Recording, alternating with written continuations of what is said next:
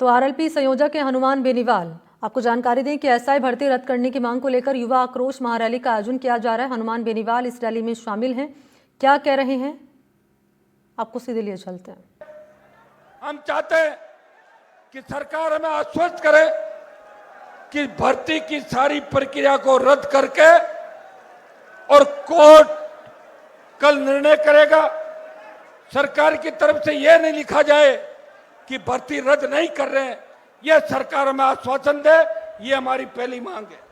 दूसरी, पूरी भर्ती घोटाले की सीबीआई जांच हो, बड़े मगरमच्छ कौन पकड़े जाए, आरपीएससी को भंग कर उसका पुनर्गठन किया जाए, सभी सेवारत ईमानदार अधिकारी हो, सचिवों की संख्या बढ़ाई जाए, नॉर्मलाइजेशन की प्रक्रिया खत्म हो, भर्ती परीक्षाओं का वार्षिक कैलेंडर जारी हो, रिक्त पदों की सूची सार्वजनिक की जाए, वे भरने की समय सीमा तय हो।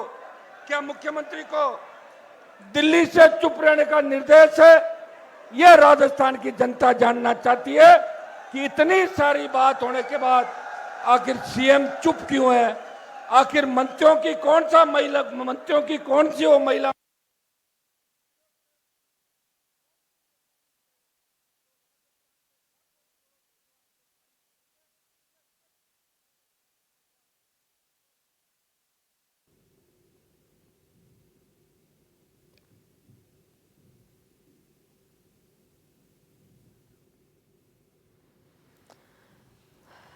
तो एसआई भर्ती रद्द करने की मांग कर रहे हैं आरएलपी के संयोजक है हनुमान बेनीवाल, और इस वक्त मंच पर मौजूद हैं। युवा आक्रोश रैली दरअसल यहां पर निकाली जा रही है और यहां दरअसल सभा भी बुलाई गई है और इस सभा में तमाम युवाओं की मौजूदगी है। उन्हीं युवाओं को संबोधित करते हुए और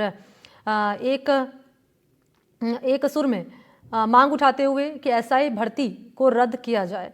और देखिए, थोड़ी देर पहले हमने वो तस्वीर भी आपको दिखाई थी जब तमाम जो युवा हैं एसआई भर्ती के, वो सड़क पर उतरे थे ये कहकर कि साहब भर्ती रद्द नहीं होनी चाहिए, क्योंकि वो युवा भी शामिल हैं जिन्होंने ईमानदारी से ये परीक्षा दी है, ये भर्ती क्लियर की है, पास की है, उनके साथ नाइंसाफी ना हो। अब सरकार का क्या रुख रहेगा और सबसे महत्वपूर्ण कोर्ट का क्या रुख रहेगा, कोर्ट क्या फैसला सुनाएगी इस मामले में, ये रहेगा महत्वपूर्ण जानना। लेकिन हनुमान बेनीवाल की भी क्योंकि इस मामले में एंट्री हो चुकी है और वो भी इस भर्ती को यानी कि एसआई भर्ती को रद्द करने की मांग कर रहे हैं और इस मामले में अब तक गिरफ्तारियां भी हो चुकी हैं, कई आरोपी सामने आ चुके हैं। ये संवैधानिक संस्था है तो एमएलए एमपी संवैधानिक नहीं है।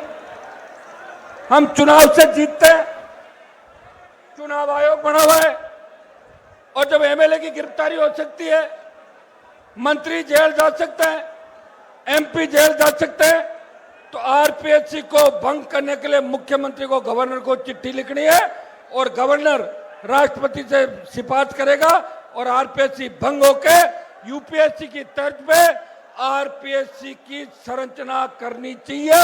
ये पुरजोर तरीके से इस राजस्थान के प्रत्येक जवान की मांग है। और हम ये भी मांग करते हैं कि मोदी जी ने कई जगह ये कहा कि हम इंटरव्यू खत्म कर रहे हैं, कई प्रदेशों के अंदर एसआई भर्ती और दिल्ली की कई नौकरियों में इंटरव्यू की प्रणाली नहीं है। मैं मांग करता हूं कि एसआई भर्ती के अंदर भी इंटरव्यू खत्म किया जाए और ज्यादातर भर्तियों में इंटरव्यू खत्म करके उनकी पारदर्शिता के साथ, नौजवानों के भविष्य के साथ कोई किसी तरह की असंवेदनशीलता नहीं हो, संवेदनशील तरीके से इस राजस्थान के नौजवान और राजस्थान के छात्र का ध्यान रखा जाए।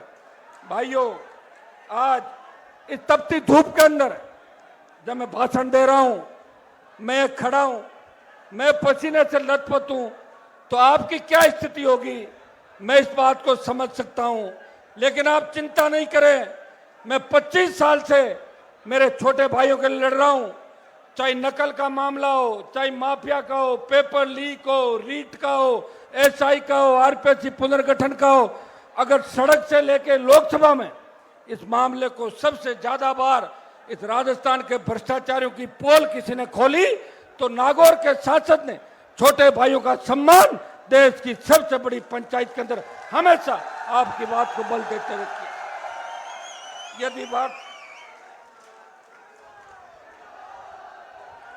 हम आज ये मांग कर रहे हैं कि जितने भी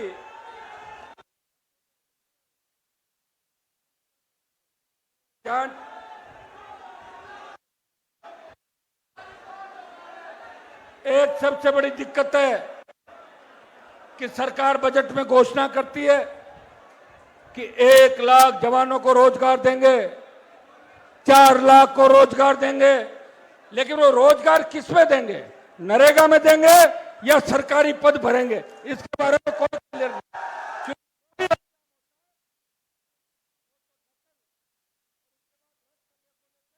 आंदोलन चलते रहते हैं। बजरलाल सरकार का जेटीए का जो एग्जाम हुआ उसमें ओएमआर सीट ही गायब, उसमें न इन्विजिलेटर के दस्तखत और न उस छात्र के दस्तखत जो एग्जाम दे रहा है।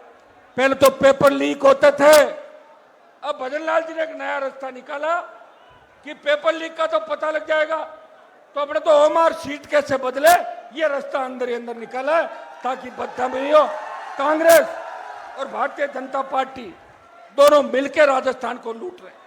ये कह रहे हैं कि हमें सबूत दो, तो मैंने 2018 की कई कॉपियां सार्वजनिक करी, 2021 की कई कॉपियां सार्वजनिक करी। एक में आरपीएससी ने अपनी चूक मानी